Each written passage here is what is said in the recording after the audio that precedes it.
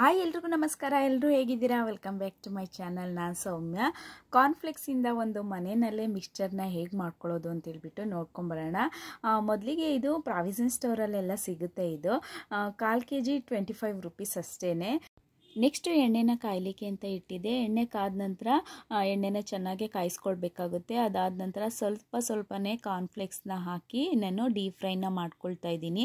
ಎಲ್ಲದೂ ಒಂದೇ ಸಲ ಹಾಕ್ಕೊಳ್ಬಾರ್ದು. ಆಗ ಮಾಡೋದ್ರಿಂದ ಕ್ಲೀನಾಗಿ ಫ್ರೈ ಆಗೋದಿಲ್ಲ ಕಾರ್ನ್ಫ್ಲೆಕ್ಸು. ಹಾಗಾಗಿ ಸ್ವಲ್ಪನೇ ಹಾಕಿ ನಾವು ಫ್ರೈನ ಮಾಡ್ಕೊಳ್ಬೇಕಾಗುತ್ತೆ.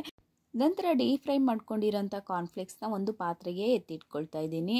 ಇದೇ ರೀತಿ ಎಷ್ಟು ಕಾರ್ನ್ಫ್ಲೆಕ್ಸ್ನ ತೊಗೊಂಡಿದ್ದೆ ಅದನ್ನು ಸ್ವಲ್ಪನೇ ಹಾಕಿ ನಾನು ಎಲ್ಲದನ್ನು ಕಂಪ್ಲೀಟಾಗಿ ಎಣ್ಣೆಯಲ್ಲಿ ಫ್ರೈ ಮಾಡಿ ಎತ್ತಿಟ್ಕೊಂಡಿದ್ದೀನಿ. ನೆಕ್ಸ್ಟ್ ಇದಕ್ಕೆ 3/4 ಭಾಗದಷ್ಟು ಒಂದು ಬೌಲಲ್ಲಿ ಕಡಲೆಕಾಯಿ ಬೀಜನ ತೊಗೊಂಡಿದ್ದೆ. ಅದನ್ನು ಕೂಡ ನಾನು ಡೀಪ್ ಫ್ರೈನ ಮಾಡ್ಕೊಳ್ತಾ ಇದ್ದೀನಿ. ಸ್ವಲ್ಪ ಕಲರು ಚೇಂಜ್ ಆಗುತ್ತೆ ಕಡಲೆಕಾಯಿ ಬೀಜದ್ದು, ಅಲ್ಲಿ ತನಕನೂ ನಾವು ಡೀಪ್ ಫ್ರೈ ಮಾಡ್ಕೊಳ್ಬೇಕು. ಇದಕ್ಕೆ ಒಂದು ಅರ್ಧ ಬಟ್ಲು ಆಗೋಷ್ಟು ಕಡಲೆನೂ ಕೂಡ ತೊಗೊಂಡಿದ್ದೆ. ಅದನ್ನು ಕೂಡ ಅಷ್ಟೇ ಅದನ್ನು ಡೀಪ್ ಫ್ರೈ ಮಾಡಿ ಎತ್ತಿಟ್ಕೊಳ್ತಾ ಇದ್ದೀನಿ. ನೆಕ್ಸ್ಟ್ ನಾನು ಕರಿಬೇವನ್ನು ತೊಗೊಂಡಿದ್ದೆ, ಒಂದು ಅರ್ಧ ಬಟ್ಲು ಆಗೋಷ್ಟು. ಅದನ್ನು ಕೂಡ ಹಾಕ್ಕೊಂಡಿದ್ದೀನಿ. ಒಂದು 2 ರೆಕ್ಕೆ ಅಂತ ಹೇಳ್ತೀವಲ್ಲ ಅಷ್ಟೇ ಹಾಕ್ಕೊಂಡಿರೋದು. ಅದನ್ನು ಎಣ್ಣೆಯಲ್ಲಿ ಹಾಕಿ ಡೀಪ್ ಫ್ರೈ ಮಾಡ್ಕೊಂಡಿದ್ದೀನಿ. ಹಾಕಿದ ಕೂಡಲೇ ನಿಮಗೆ ಗೊತ್ತಾಗುತ್ತೆ, ಕಲರ್ ಚೇಂಜ್ ಆಗುತ್ತೆ. ಅಲ್ಲಿ ತನಕನೂ ಡೀಪ್ ಫ್ರೈ ಮಾಡಿಕೊಂಡು ಕರಿಬೇವನ್ನ ಎತ್ತಿಟ್ಕೊಳ್ಬೇಕು.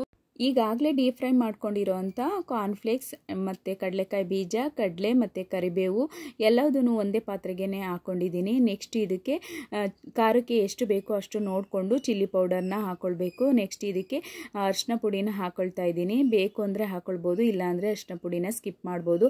ನೆಕ್ಸ್ಟ್ ರುಚಿಗೆ ತಕ್ಕಷ್ಟು ಉಪ್ಪನ್ನ ಸೇರಿಸಿ ಉಪ್ಪನ್ನ ಸೇರಿಸಿ ಮಿಕ್ಸ್ ಮಾಡ್ಕೊಳ್ಬೇಕು. ಇಷ್ಟೇ ನೋಡಿ ಕಾರ್ನ್ಫ್ಲೆಕ್ಸ್ನ ಮಿಕ್ಸ್ಚರ್ನ ಮನೆಯಲ್ಲೇ ರೆಡಿ ಮಾಡ್ಕೊಳ್ಳೋ ರೀತಿ. Thanks for watching video. Please subscribe ಮಾಡ್ಕೊಳ್ಳಿ. ಹಾಗೆ ಫ್ಯಾಮಿಲಿ ಫ್ರೆಂಡ್ಸ್ಗೆಲ್ಲ ಈ ವಿಡಿಯೋನ ಶೇರ್ ಮಾಡಿ. ವಿಡಿಯೋ ಏನಾದರೂ ಇಷ್ಟ ಆಯಿತು ಅಂತ ಅಂದರೆ ಒಂದು ಲೈಕ್ ಮತ್ತು ಕಮೆಂಟ್ ಕೊಡೋದನ್ನು ಮರಿಬೇಡಿ. ಬೆಲ್ ಐಕಾನ್ ಪ್ರೆಸ್ ಮಾಡೋದನ್ನು ಮರಿಬೇಡಿ. Thank you.